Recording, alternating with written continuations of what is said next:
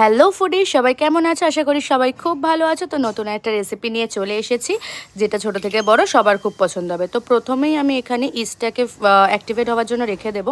তার জন্য আমি উষ্ণ গরম জলে একটুখানি চিনি আর ইস্টটাকে দিয়ে ভালো করে রেখে দিয়েছি। এরপর ময়দার মধ্যে নুন দিয়ে সেই ইস্টটাকে ফার্মেন্ট হওয়ার জন্য যেটা রেখেছিলাম ওটা মিশিয়ে ভালো করে একটা ডো তৈরি করে নিয়েছি। আমি এখানে একটু বাটার ইউজ করেছি ময়েশ্চারের জন্য।